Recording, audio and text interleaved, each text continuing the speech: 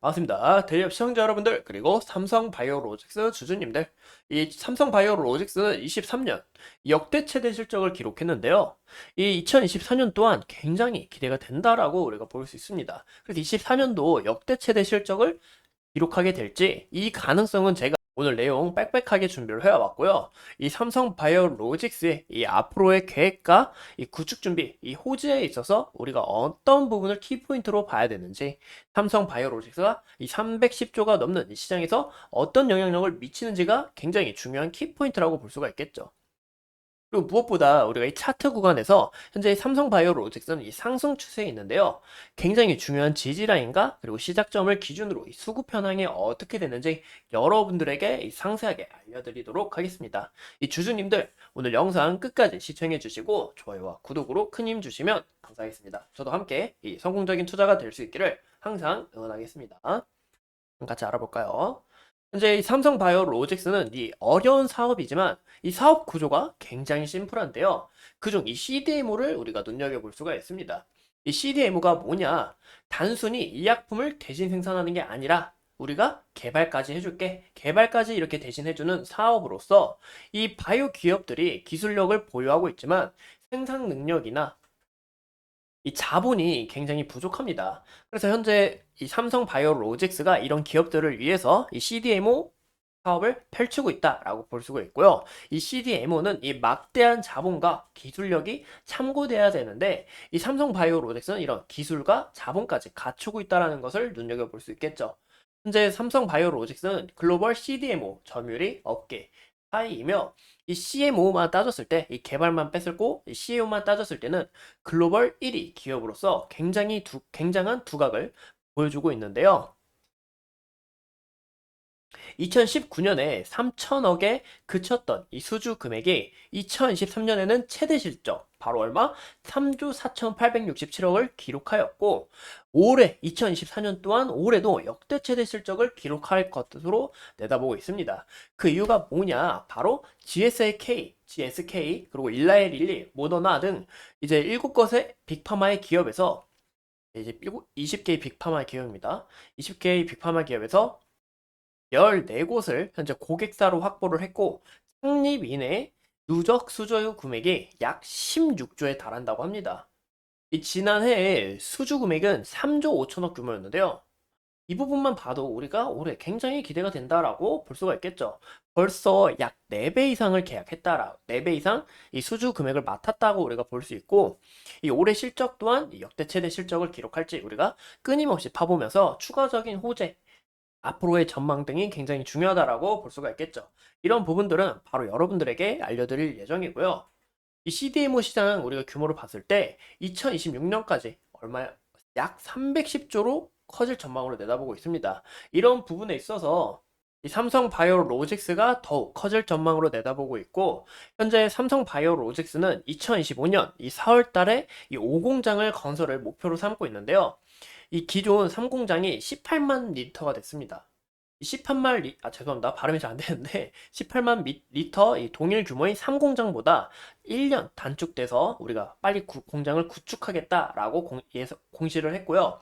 이 5공장이 완공 시에는 이 삼성 바이오로직스는 전 세계 압도적인 1위 규모인 총 78만 4천 리터의 생산 능력을 보유하게 됩니다.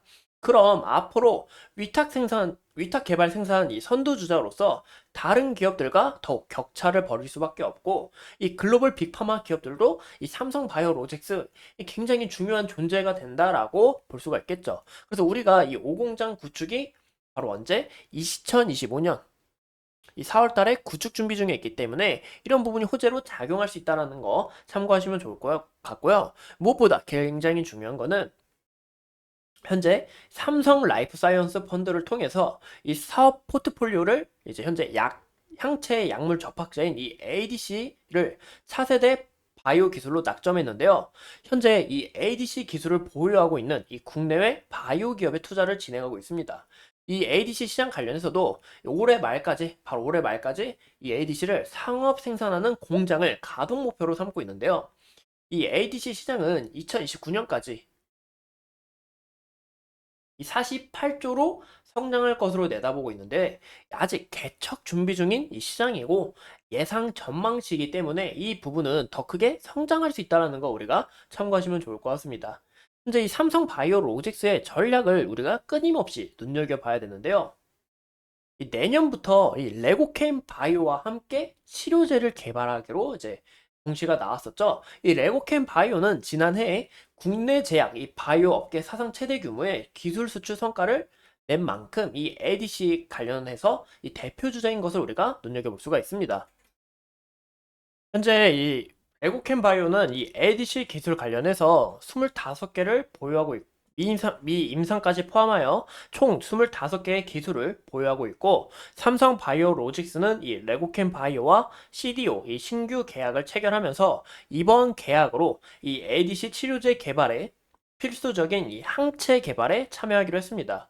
이 세포주 개발부터 임상물질 이 생산 절반에 걸쳐서 이 레고캠 바이오의 CDO 서비스를 제공하겠다라고 이야기가 나온 만큼 우리가 이 삼성 바이오로직스 이 ADC 시장 이 차세대 항암제인 이 ADC 시장에서 이 선두주점을 보여주려는 모습인데 이런 부분도 굉장히 기대가 된다라고 볼 수가 있겠죠. 그리고 현재 우리가 이 차트 구간을 봤을 때 이 과거의 흐름을 한번 보겠습니다. 이때 당시 주가가 올랐던 이유 혹시 여러분들 아실까요? 바로 코로나 문제가 너무 컸죠.